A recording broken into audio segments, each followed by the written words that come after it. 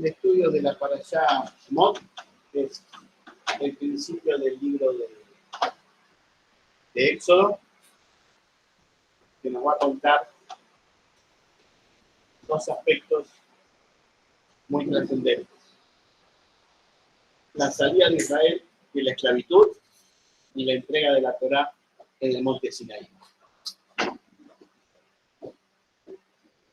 Cuando les leí la primera parte de la Parashá,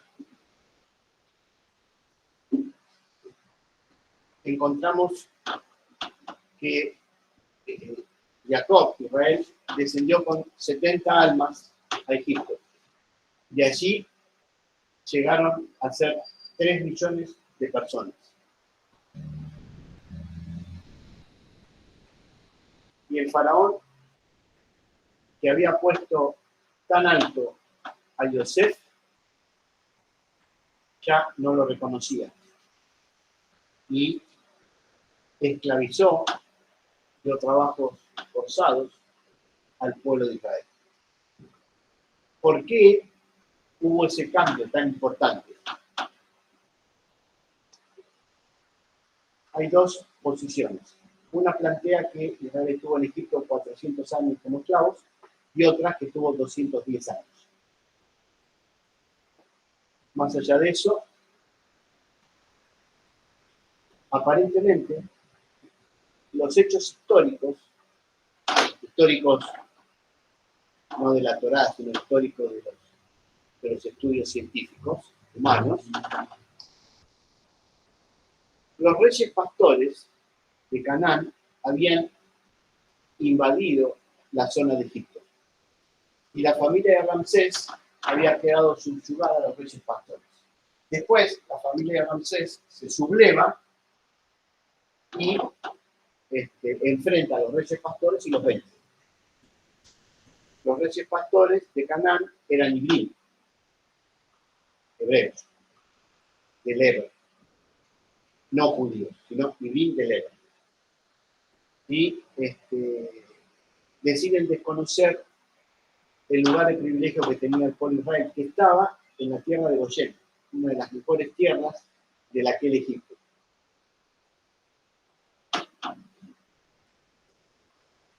Tuvieron temor de que el pueblo de Israel, se asociara con los reyes pastores y en una futura guerra pelearan a favor de los reyes pastores. Entonces, para evitar eso, en su pensamiento maquiavélico, justificaron la construcción de Pitón y Ramsés, dos grandes ciudades del Egipto de aquellos años, haciendo que los hombres en el pueblo de Israel hagan ladrillos y la argamasa con que limpiar pegar el ladrillo. Los nazis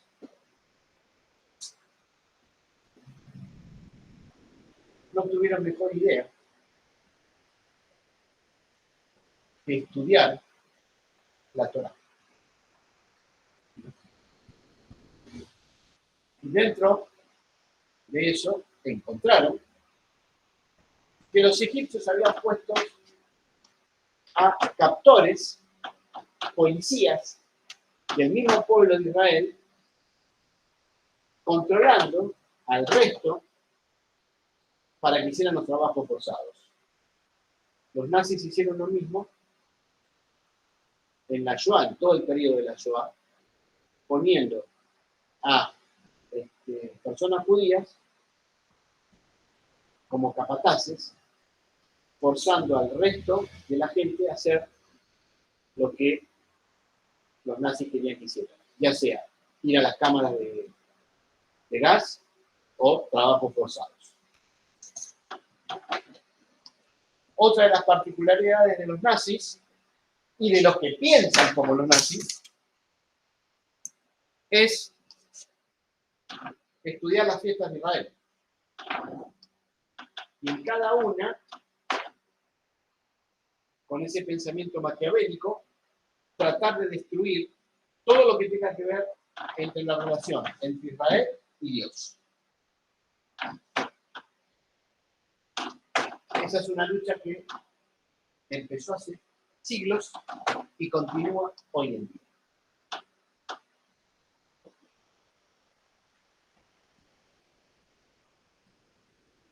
¿Cómo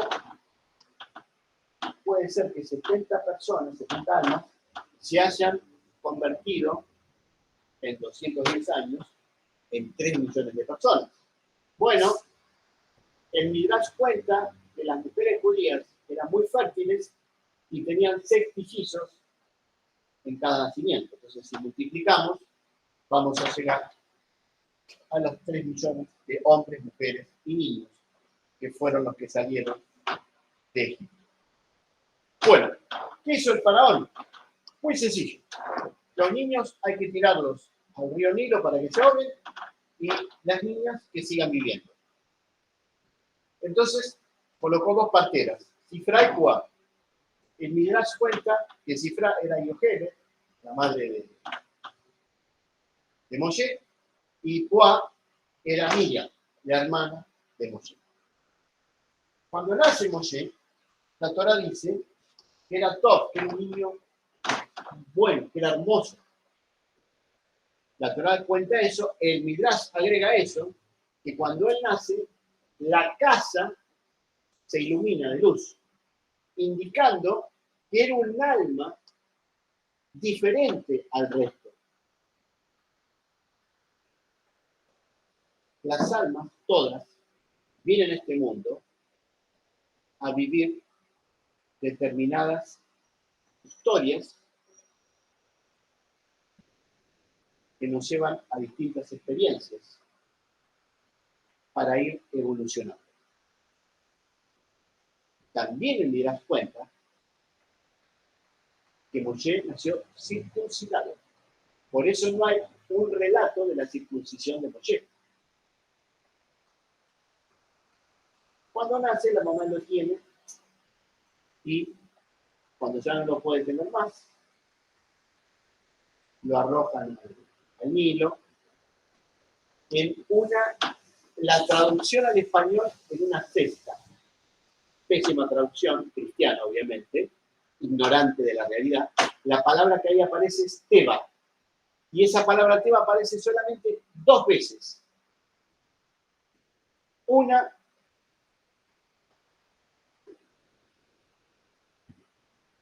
cuando es arrojado en Moshe en el río Nilo y otra en el arca de Noé.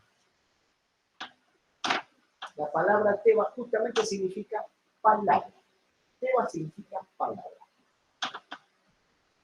Por ende, si la palabra es la manifestación de la Torá en el mundo físico, la Torá iba a proteger a ese bebé.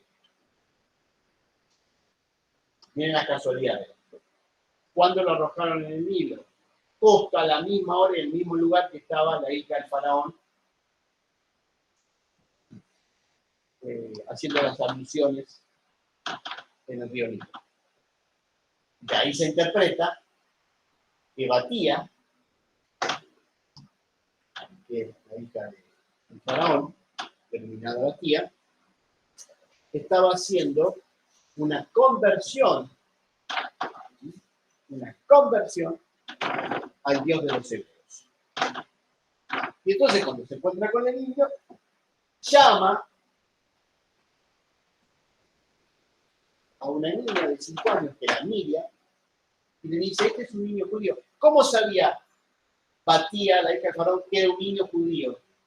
Porque estaba circuncidado. Una cosa se interpreta con la otra. Y entonces dice, bueno, hay que darle la leche es un bebé, encuentra a su madre y dárselo. O casualidad, todo casualidades, la madre, que era Yochebed, se lo llevaron con la madre. Hasta los 2 años. ¿Por qué es importante esto? Porque hasta los 2 años el vínculo entre el bebé y la madre es lo que fortifica la evolución del niño. Por ende, el lenguaje y la vida diaria de la madre tiene incorporado en el niño. ¿Quién le enseñó a la madre todas las costumbres del pueblo de Israel? Después se lo lleva a la hija de Faraón, y Moshe hasta los 40 años crece en un ambiente completamente diferente al de su pueblo original.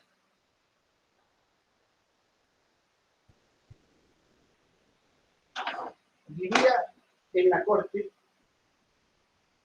con riqueza, con costumbres totalmente diferentes, rodeado de una cultura totalmente pagana, pero era la cultura de la época.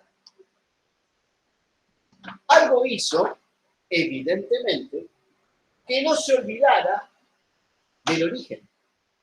Por eso, a los 40 años, fue a visitar a su pueblo. Digamos, se acordó. Los 40 años, 40, siempre es un nuevo nacimiento. Moshe volvió a nacer a los 40. Es muy conocido, vio que un egipcio castigaba a un hebreo, lo mató al egipcio, lo enterró en la arena, y después cuando va el otro día, dos hebreos estaban peleando, los judíos estaban peleando, y le dice que nos vas a matar porque mataste al egipcio. Se enteró el faraón, y el faraón lo persigue, y Moshe huye. Cuando huye, se encuentra con las hijas de Yitro. Jetro en el español, con las hijas de Yitro. Interesante que las conoce acerca de un pozo de agua.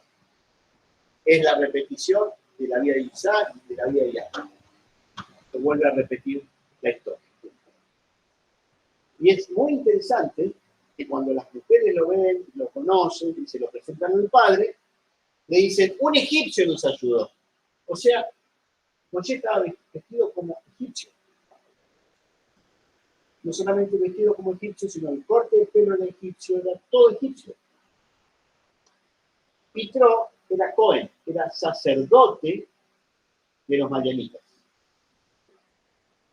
Entonces pasó de estar en un núcleo cercano al dios pagano en la tierra, el faraón, nombrado hijo de Dios en la tierra, a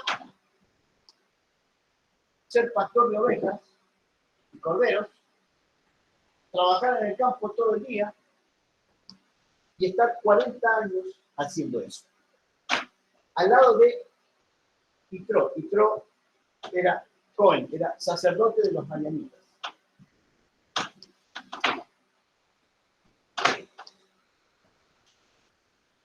Como saben, en un momento, a los 40 años, viene el nuevo nacimiento de Moshe. Ve una zarza ardiente que no se consume, y entonces quiere saber qué es, y ahí se produce un diálogo entre el Dios de Abraham, Isaac y Jacob, como se presenta, y Moshe. Le dice Dios, he escuchado el reclamo de mi pueblo, y los voy a sacar, porque mi corazón se ha movido, estoy parafraseando. Entonces Moshe le dice, bueno, sí, está bien, hacelo. No, vos lo vas a hacer. ¿Y yo quién soy para hacer eso? Si me preguntan, ¿quién me mandó? ¿Qué les digo? Y entonces, mi nombre es, dice el texto, Esdie, ayer Esdie. Los ignorantes han traducido esto como yo soy el que soy. Eso es ignorancia de no conocer hebreo. Esdie, ayer Esdie, primero, no tiene traducción al español. Y en hebreo significa estoy con ustedes en el pasado, en el presente y estaré en el futuro. Que no es lo mismo que decir yo soy el que soy. Si digo yo soy el que soy, estoy definiendo a Dios. Y los judíos no definimos a Dios. Es una falta de respeto. Ignorancia absoluta de la sociedad occidental, que creó su propio Dios, etcétera, etcétera. Bueno, se le presenta este Dios y Moshe dice, sí, no, pero yo no quiero, pero esto es mucho para mí, no, yo no quiero. Bueno, Moshe, a ver, vamos a empezar con los juegos. Tenés una bala, tirala en el piso, la tiró en el piso, se convirtió en una culebra, agarrala, la agarró, ya está. Con esto te vas a demostrar que el poder del faraón está por debajo del poder del Dios de Israel. Bueno, está bien. Metés la mano en tu pecho. Sacó la mano, la sacó con letra. Bueno, volver a meter, la saca, se limpia. Con esto vas a demostrar que la zona de hablar en malas lenguas conduce al error. Y entonces la única manera de limpiarse es reconociendo el error cometido. Agarrar agua. El agua del Nilo, cuando la vuelques en la tierra, se va a convertir en sangre. Es decir, no es el Nilo el que le da de vivir a Egipto, sino es la voluntad divina que permite que el Nilo tenga agua y entonces eso hace a la producción de la alimentación. Es decir, todo el contexto del hombre tiene que ver con la voluntad divina. ¿Qué hizo Moshe? Ese Moshe, no el posterior, el que recibió la Torá y todo. Ese, el de ese momento. Yo no sé hablar, mandaba a otro. ¿Para qué me vas a llamar a mí? Tengo otra cosa que hacer. Entonces Dios le dice, el Midrash cuenta, que tiene un problema en la boca, el labio de corinos, algo así. Entonces, Dios le dice, Aarón, tu hermano, va a ser el que diga públicamente las cosas que vos le digas a él. Y así termina la primera parte de esta secuencia. Básicamente, para cerrar, van a hablar con el faraón y el faraón dice, ¿y quién es ese Dios? ¿Y de los hebreos? Pero si son esclavos. Pero ¿cómo yo, que soy Dios en la tierra, voy a estar haciéndole caso al Dios de los extranjeros? No, van a tener más trabajo todavía. Entonces la gente se le sublevó. Porque le dijo, ¿cómo vos nos viniste a liberar y nosotros acá tenemos más trabajo que antes? Y entonces Moshe se le dijo a Dios, ¿por qué me mandaste? Es el Dios que me metiste. ¿Y ahora quién me saca de esto? Capítulo 6 del libro de Shemot, próxima para allá, van a aparecer las 4 promesas de Pesach. Los sacaré, los libraré, los redimiré, los tomaré por pueblo. Bueno, de toda esta historia que le he tratado de contar de manera muy sencilla y con ciertos puntos especiales, vamos a encontrar que cuando las almas nacen en este mundo, como siempre les enseño, no nacen en cualquier familia, en cualquier hogar, en cualquier país, en cualquier época, sino está todo dispuesto desde el cielo. Porque todos tenemos algo que vivir. Moshe, en este caso,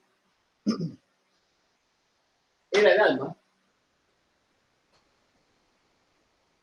que venía a prestar un servicio a la humanidad. O sea que a través de él, Dios iba a revelar las leyes de la Torá.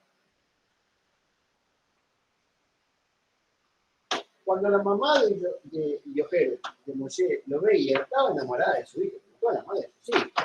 Era lindo, era bien especial. Bueno, lo mismo le pasó a Miriam con Yeshua. Cada experiencia que Yeshua iba teniendo cuando era niño, Miriam la iba guardando en su corazón. él veía que su hijo era diferente a los otros niños. Es más, cuando fue llevado a los 11 años, o 12, al templo, y se perdió, su padre se fue y se perdió, y después lo fueron a buscar de nuevo, y él estaba intercambiando en ese momento con los maestros aspectos de la Torá y los sacrificios. Entonces le dicen, ¿qué haces acá? ¿Cómo te escapaste? Estoy ocupado en los negocios de mi padre. Era un niño, era un alma diferente.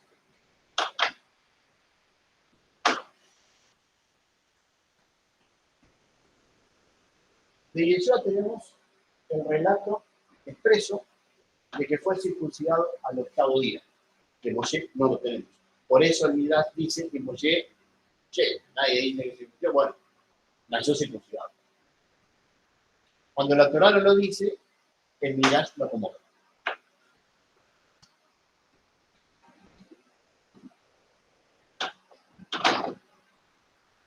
$40 años estuvo Moshe trabajando con Yitro.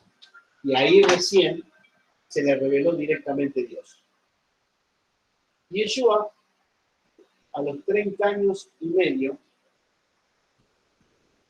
fue con Yohanan Amatbil, traducido como Juan el Bautista, en griego. Ni era Juan ni era Bautista, era Yohanan Amatbil. ¿Por qué? Porque estaba en el mes de Elul, 40 días antes de Yom Kippur, haciendo el mikvé públicamente en el Jordán. Y entonces fue Yeshua a hacer el mikvé. Y después de ahí estuvo 40 días en el desierto, preparándose para el inicio de su trabajo público. Su trabajo público es liberar a Israel de la opresión. La opresión no es de los romanos, la opresión no es de Hamás, la opresión no es de Estados Unidos, la opresión es vivir alejados de los mandamientos divinos que nos oprimen porque nos volvemos destructores de la vida en vez de constructores de la vida.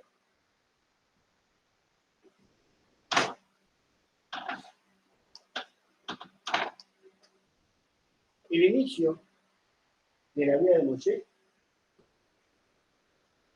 si no fuera por todo lo que el Midrash le agrega, lo desconocemos. No sabemos qué hizo en esos 40 años que estuvo con el faraón.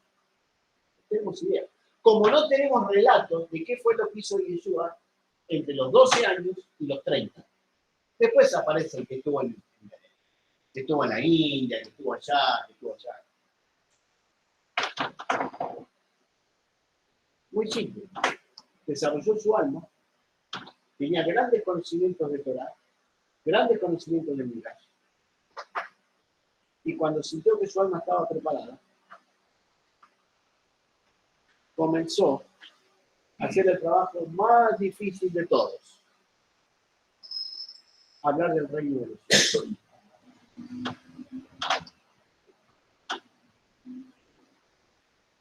Hoy en día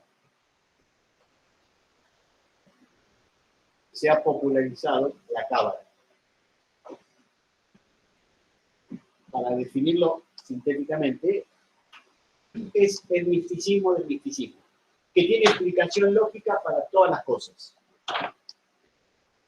En la época de Yeshua, en la época de la protocábala, anterior a la cábala actual, muy anterior.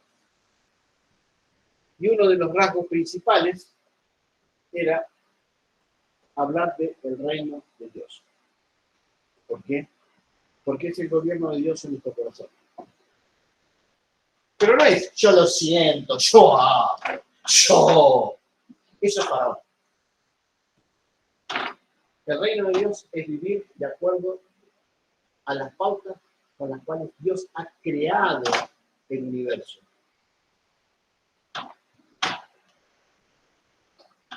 Las pautas están descritas claramente en la Torá.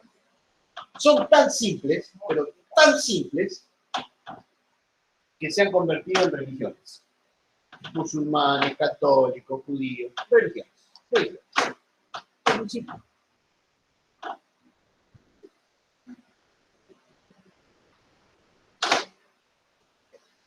Moshe, para ser Moshe y dirigir a 3 millones de personas, y después vamos a estudiar durante varios meses todas las experiencias que tuvo que vivir, se le sublevaron, le hicieron esto, le hicieron lo otro, se le quejaban. ¿Cómo hizo para tener esa capacidad de dirección? Porque lo vio a su padre pontífice, el faraón, como gobernador en Egipto. Tomar decisiones, soportar el ataque por la espalda. Y después aprendió a estar solo en el desierto y a encontrarse con Dios frente a frente en el desierto. El desierto, en este caso, es la soledad de lo externo para incorporarse a lo interno. Si alguna vez han estado en el desierto o en la montaña, lo que abunda es el silencio. Entonces, claro, no tenés con quién hablar, no tenés con quién pelear, te metés hacia adentro. Claro, cuando te metés hacia adentro empiezan a salir todas las cosas. Es como cuando destapas una silla y sale la burbuja.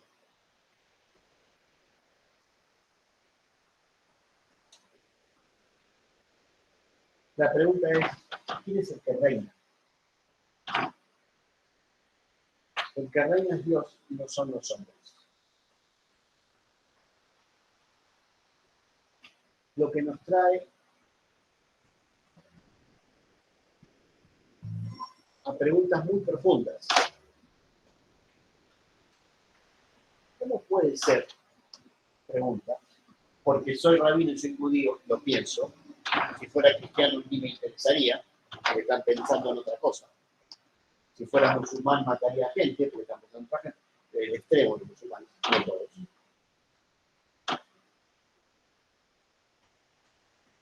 ¿Por qué?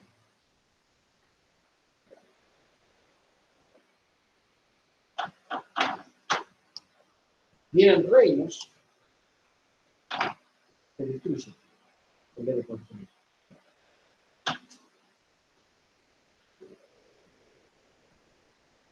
Porque en la medida que cambiamos el origen del alma y solamente nos interesamos en lo mío, para mí, aquí y ahora, entonces queremos gobernar sobre lo creado. Y nos olvidamos de la esencia.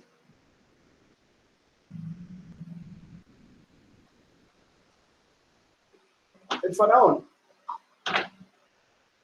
oprime y origina esclavitud.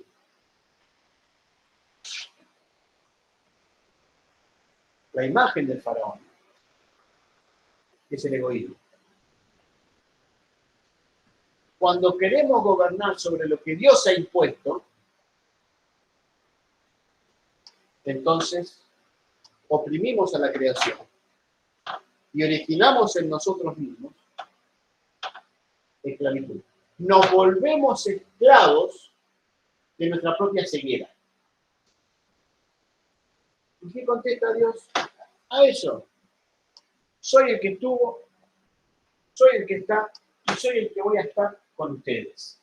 Es decir, Dios siempre nos va a acompañar en todas las etapas de nuestra vida, como lo acompañó a Moshe y lo preparó a que sea un gran líder.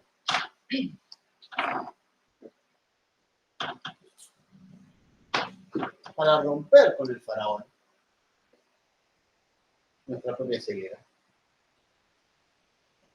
Tenemos que tener la capacidad de abrirnos ante nuestra propia opresión. En ese sentido es muy bueno cambiar la emoción, cambiar la emoción el odio por la emoción del amor. Pero una vez que la cambiaste, actúa en función de eso.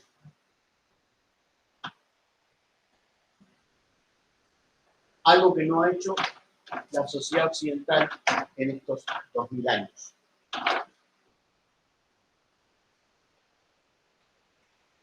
Durante 1000 años introdujeron forzadamente una religión en el occidente. Y en la Shoah avalaron la acción del nazismo. Entonces, mucho amor, mucho amor, mucho amor, pero los judíos los tenemos ahí. Interesante. Porque de un grupo minúsculo es donde brota la luz al mundo.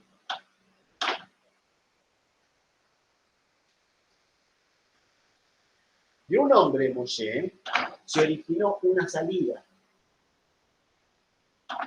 De una parte de nosotros se origina la salida de nuestra propia ignorancia. Conocer a Dios excede leer libros. Tiene que ver con la transformación de nuestra alma. Y en esa transformación surge el perdón,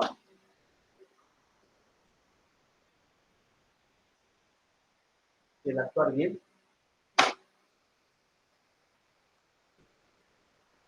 y el servicio.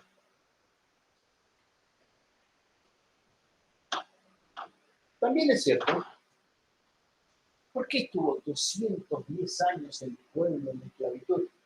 Entiéndase que en aquellos años la expectativa de vida del hombre era de 40 años. No había remedios para que se viviera más tiempo. 40 años. 210 años, por lo menos, son 5 generaciones. Y después, Dios nos hace salir. Es lo mismo cuando nos viene una circunstancia en nuestra vida y parece que todo nos está llevando a la destrucción y que no podemos salir. Y más empujamos para salir y menos salimos.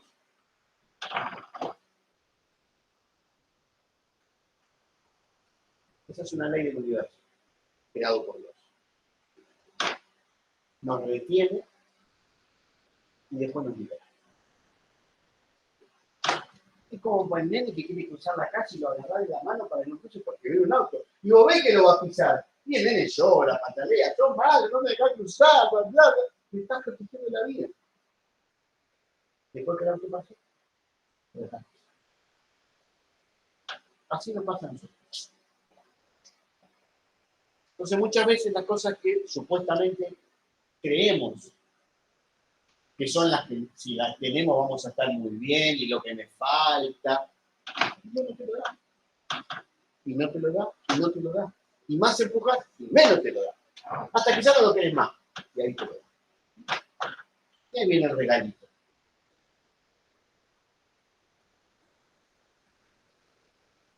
Que es cuando aprendemos a decir, sea tu voluntad y no la mía. Entonces, no, esto es el día, acá lo tenés. Es muy simple.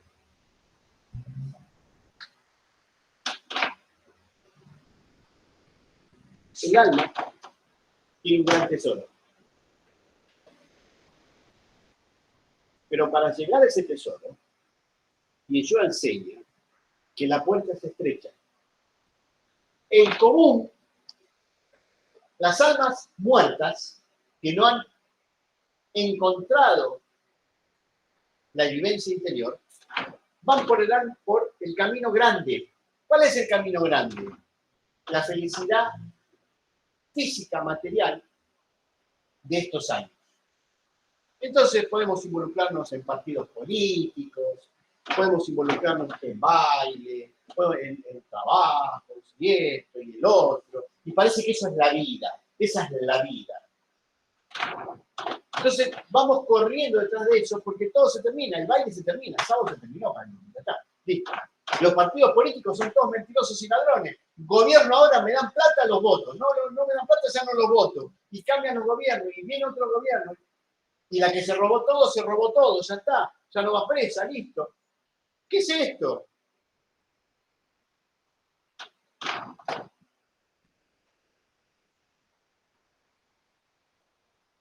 Ese es el camino grande. Todo va por ahí. Nada más que cuando nos miramos en el espejo, los años pasan, ¿eh? Y el reloj sigue corriendo. El camino estrecho es el camino al alma. Me levanto, ¿qué hago durante todo el día? Y me voy a dormir. ¿Qué hice durante todo el día? ¿Cuánto bien generé? ¿Cuánto ayudé a la creación, a que la misma creación siga teniendo vida? Por supuesto que vivimos, como lo vengo diciendo últimamente, vivimos en una sociedad completamente diferente a la sociedad de la Torá, pero completamente diferente. Y vivimos en una época en donde te sentás a ver televisión y te muestran cómo son los otros países, y cómo es y cómo lo otro. Te muestran las guerras como son hoy en día. Las guerras hoy en día se traducen en aplicaciones con los drones. Ya no es soldado contra soldado. La guerra es muy mala. Pero ya no es soldado, ya son drones, tecnología, computadoras. Bueno, va a llegar un momento, en este camino que estamos haciendo, va a llegar un momento en el cual se va a perder el camino angosto. Queda el camino ancho. La computadora, la televisión, el celular. Las relaciones son por celular, ya no son de intercambio. Y no hablo de intercambio físico, hablo de intercambio del alma. Eso nos va a alejar por completo del proceso interno. Ahora surgió algo nuevo en la tecnología, la inteligencia artificial. Entonces, al paso que vamos, ya el médico no va a ser consultado. Pones en la inteligencia artificial los resultados de tus estudios y la inteligencia artificial te va a decir, toma esto, toma lo otro, hacer aquello. Y al paso que vamos, al paso que va la humanidad, las operaciones ya no van a ser hechas por personas, sino van a ser hechas por computadoras. Como siempre, tiene un lado bueno y un lado malo. En la medida que nos alejemos del contacto de los unos con nosotros, quedamos esclavos de un gobierno que es externo. Para ver.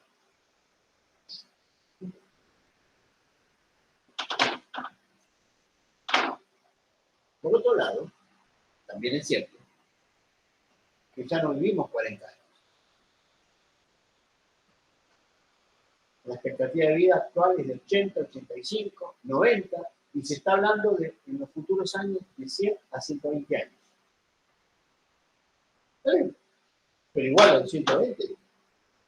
Cuando Dios dice, bueno, se te acabó la pila, vení conmigo, te vas al siguiente mundo.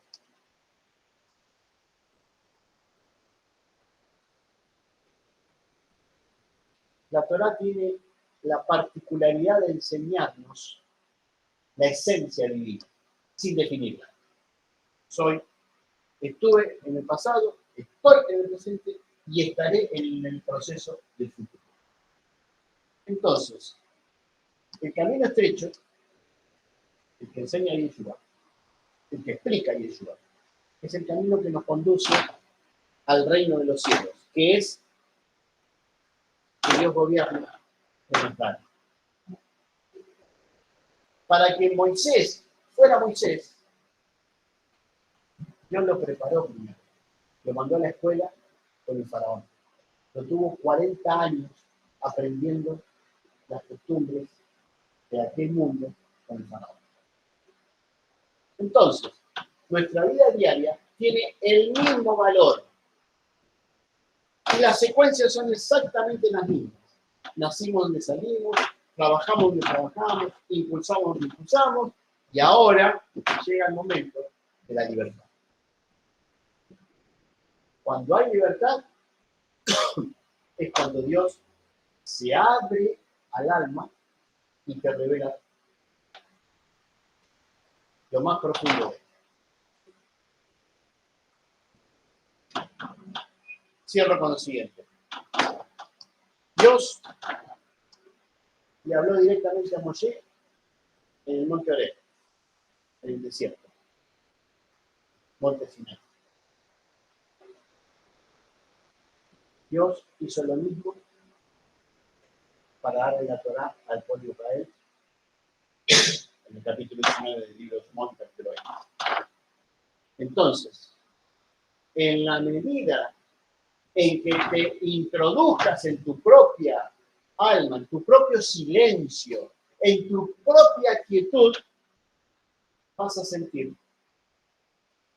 cómo Dios te empieza a revelar el sentido de las experiencias que vivís y la enseñanza que hay detrás de cada una de ellas. Cuando se escribió la vida de Yeshua, se trató de hacer un paralelo con Moshe. Lo que vivió Moshe, lo vivió Yeshua. Saliendo de esa competencia y saliendo de la barbaridad cristiana de quién es más grande, quién es el primero y quién es el último, saliendo de esa barbaridad, lo que nos muestra la Escritura es que cada alma va a vivir las experiencias que la introducen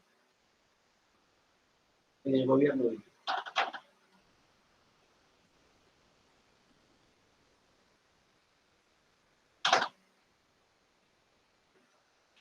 Por último,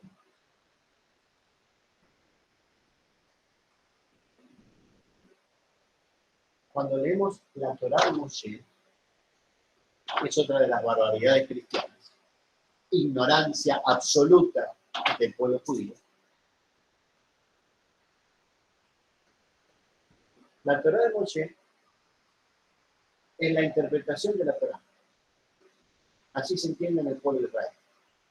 No es que Moshe subió al monte y no tenía nada que hacer y se puso a escribir las leyes. Es que Dios le reveló ciertas leyes y él las puso por escrito. Son leyes divinas. Y Yeshua lo que vino es a mostrarles al pueblo de Israel en qué se estaban equivocando y en qué se estaban alejando de esas leyes divinas. Por lo tanto, no hay competencia, sino suma y grados de vivencia. Moshe liberó a Israel de Egipto y a través de él llegó la Torá, y Yeshua vino a explicarnos la simpleza de la vida diaria y cómo vivir la Torá.